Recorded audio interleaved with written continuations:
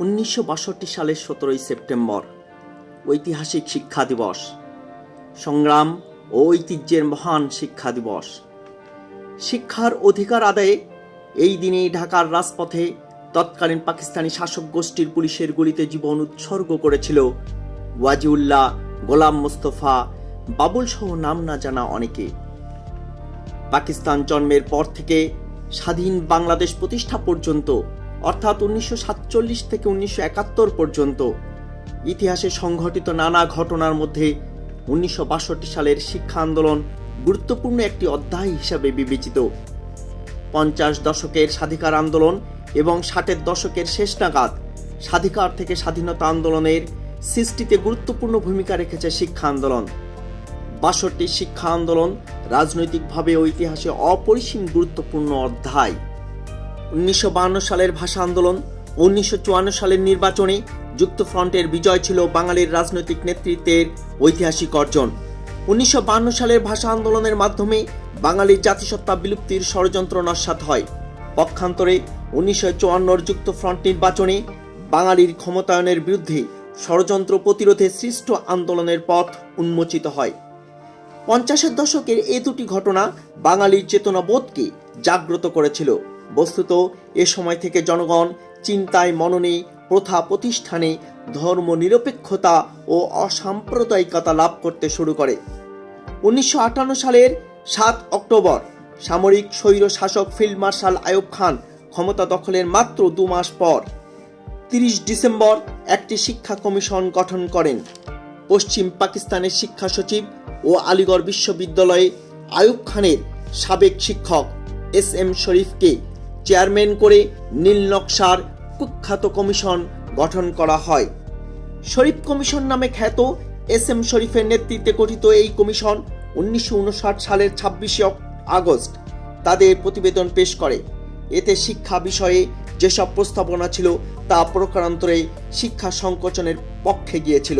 প্রস্তাবিত প্রতিবেদনে বলা হয়েছে, শিক্ষা নাগরিকের জন্মগত অধিকার নয়, শিক্ষা একটি উত্তম ব্যয়বহুল বিনিয়োগ। বলা হয়েছে, অবৈতনিক ও বাধ্যতামূলক প্রাথমিক শিক্ষা অবাস্তব এবং রাষ্ট্রীয় অর্থের অপচয়। শিক্ষা কমিশনের প্রস্তাবনায় আরও যা যা ছিল তার মধ্যে ডিগ্রি কোর্সকে 2 বছরের বদলে 3 বছর করা, ছাত্র বেতন বৃদ্ধি করা, শিক্ষা, শিক্ষক প্রসঙ্গ, শিক্ষার মাধ্যম, পাঠ্যপুস্তক, হরফ সমস্যা, প্রশাসন, অর্থ বরাদ্দ, শিক্ষার লক্ষ্য ও উদ্দেশ্য বিষয়ে বিস্তারিত সুপারিশ। আরও যা ছিল, উচ্চশিক্ষা বণিক শ্রেণীর জন্য সংরক্ষণের ব্যবস্থা করেছিল।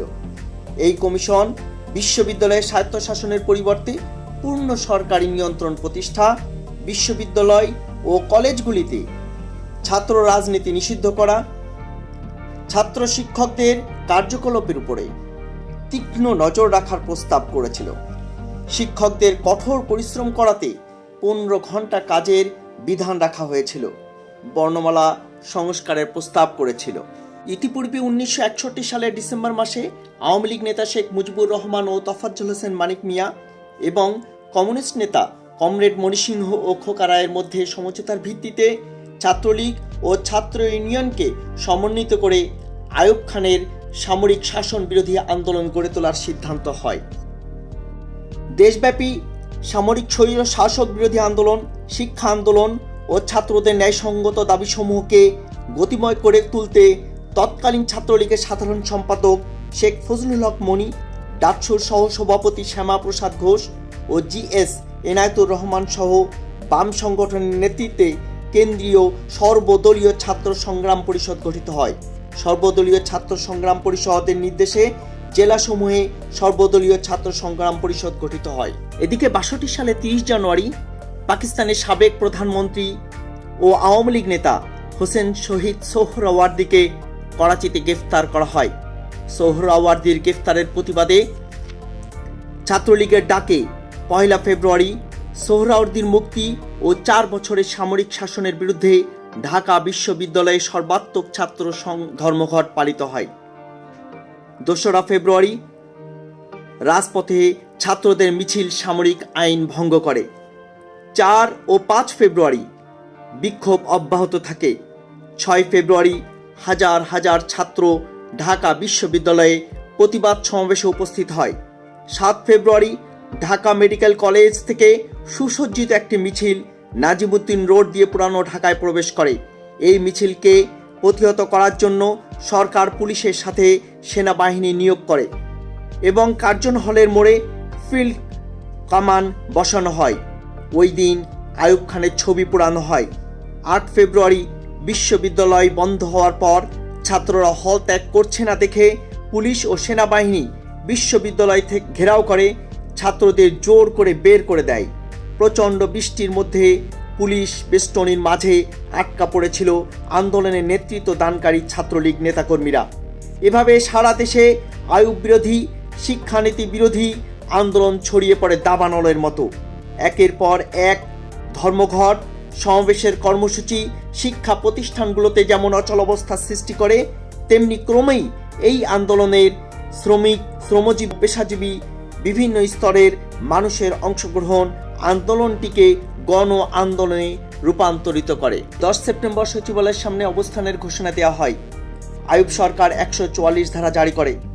ছাত্র সংগ্রাম পরিষদ 10 সেপ্টেম্বরের কর্মসূচি বাতিল করে, তবে তার পরিবর্তে 17 সেপ্টেম্বর দেশব্যাপী হরতাল আহ্বান করে।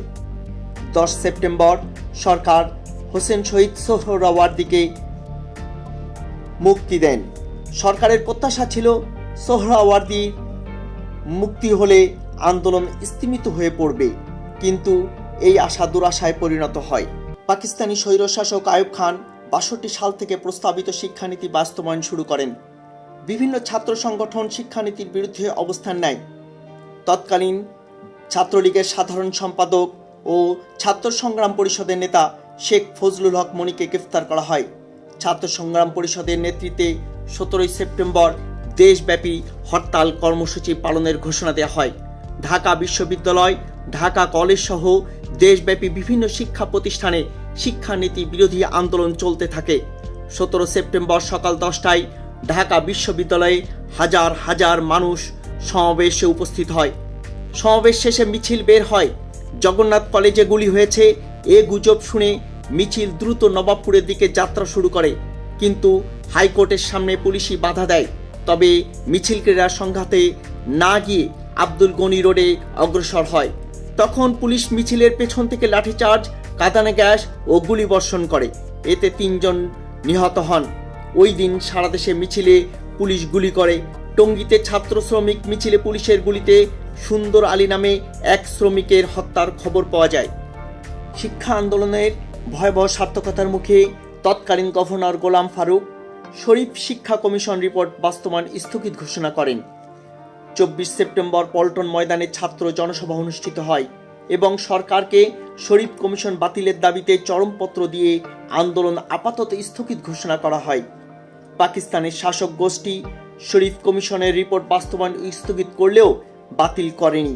তারা বিচারপতি হামিদুর রহমানকে ওই কমিশনের রিভিউ করার দায়িত্ব দেন।